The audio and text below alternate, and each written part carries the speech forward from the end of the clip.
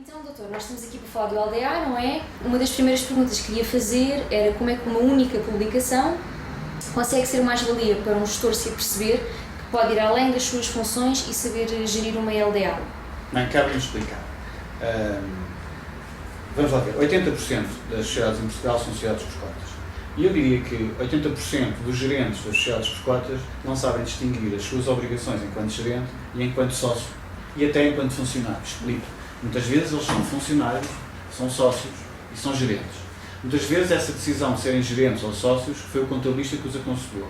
E muitas vezes eles não percebem porque é que se descontam como gerentes e não descontam como funcionários. Veja, por exemplo, que muitos dos gerentes não sabiam que não tinham subsídio de desemprego. E não têm porque descontaram enquanto gerentes. E eles só queriam ser funcionários. Muitas vezes eles pensam que por serem sócios respondem pelas dívidas. Não respondem. Respondem porque são gerentes. E só porque algumas não respondem a todas. Estes conceitos básicos são essenciais para se ter uma empresa e ter esta sociedade por cotas, que no fundo é a sociedade padrão das PMEs portuguesas, é a sociedade padrão do empreendedor português, são conceitos básicos para se tomar decisões. Decisões que depois vão influenciar no mérito, na felicidade e no êxito da empresa e até vão influenciar a vida das pessoas que estão à frente daquelas empresas. O que acontece muitas vezes é que eles não sabem fechar a empresa, eles não sabem como é que começaram, muitas vezes não definiram o seu pacto social, são 3 ou 4 sócios que nem sequer pensaram quais eram as regras da empresa. Uma das coisas que acontece em Portugal é que a maior parte dos sociedades por cotas tem 2 sócios e tem 50-50 cada um, que é meio caminho andado para não correr bem, por exemplo. Ou seja, tudo um conjunto de conceitos que estão neste manual explicados de forma simples, clara e acessível para esses gerentes, para os contabilistas até que os aconselham e para qualquer sócio de uma empresa, para ter conceitos suficientes para tomar decisões simples também, mas que são importantes no êxito dos negócios que eles fazem. Daí a importância deste manual. Este manual diria que não é importante, é essencial ler este tipo de conceitos e ter este tipo de conceitos para se poder construir ou constituir uma sociedade por cotas. Seja uma sociedade por cotas ou um negócio. Sem estes conceitos, hoje em dia, até porque as coisas agora são um bocadinho mais à sério. Explico, dou um exemplo. Hoje em dia, alguns dos gerentes começam a receber, já depois do negócio ter acabado, muitos anos já depois de ter o negócio acabado, em casa começam a receber uma notificação das finanças a dizer que devem 100 mil euros. Porquê? Porque a empresa não pagou a segurança social aos trabalhadores ou não pagou parte do IVA. Às vezes até recebem ações crime porque não pagaram parte do IVA. E eles ficam, mas porque eu era sócio? Não, é porque era sócio, é porque era gerente. Ele podia não ser gerente. Muitas vezes tenho famílias com 4 pessoas em que são os 4 gerentes. Porque acharam bem, porque acharam que era, já que um era, os outros 4 eram. Então, de repente, numa situação destas, é a família inteira que responde solidariamente e pessoalmente perante a dívida da empresa. Não deveria ser assim. Se conhecessem esse conceito, com certeza que a decisão não era essa.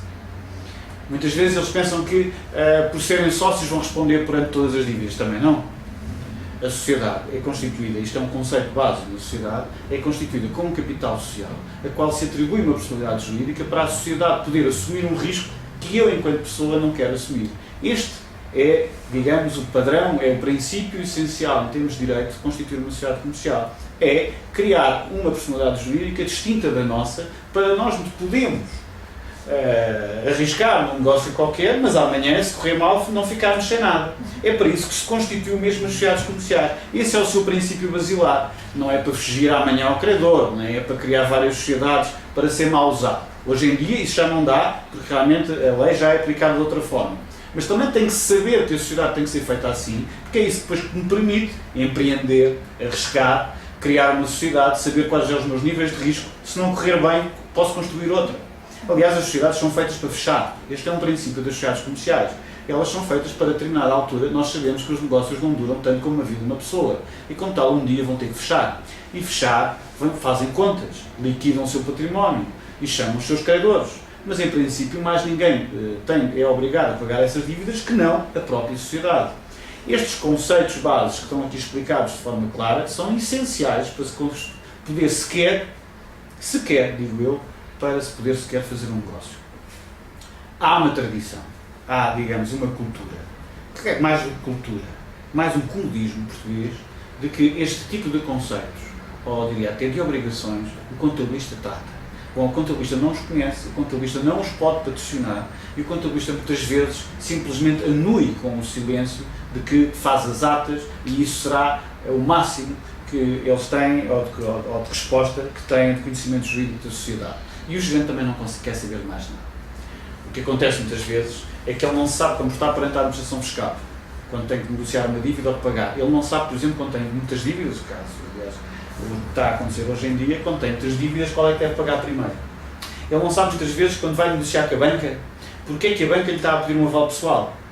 Porque é que a banca, cada vez que ele lá vai, também quer a sua responsabilidade pessoal. Simples, porque a sociedade não tem capital social suficiente para se alavancar sozinha. E eles também não sabem porque é que há o capital social, se afinal o capital social é sempre 5.000 euros. Bom, também ninguém explicou que o capital social de vez em quando deve ter outro tipo de dimensão para eles não terem que se responsabilizar sozinhos perante a banca. Essa é a função do capital social. Esse conceito também lá está explicado de forma simples. Tudo isto são elementos essenciais sem a qual eu diria não se deve sequer pensar em formar uma sociedade por cotas. Por isso, se sabe, e este é um dos manuais, diria, o mais completo, o mais simples e o mais atualizado que existe no mercado para eles possam ter estes conceitos base para poderem o fazer, ou então não o devem sequer. Não aconselho uma pessoa a criar uma sociedade por cotas sem conhecer estes conceitos. Eu não aconselho uma pessoa sequer a fazer uma sociedade por cotas ou ser gerente sem perceber o que é a reversão fiscal. Porque é que as finanças de vez em quando lhes batem à porta e querem que eles pagam as dívidas todas que eles têm, que aquela sociedade tinha às finanças? Porque como é que se fecha uma empresa? Qual é a distinção entre liquidação, entre liquidar uma empresa e a insolvência? Porque é que às vezes se pode liquidar a empresa e porque é que outras vezes ela tem que ser a insolvência? O que é que vai acontecer num processo de insolvência? O que é que os credores lá vão fazer? Quando a insolvência for considerada dolosa, o que é que pode acontecer ao gerente? Estes conceitos devem ser prévios à tomada de decisões e não devem ser a posterior. Não se deve só curar, também se deve prevenir.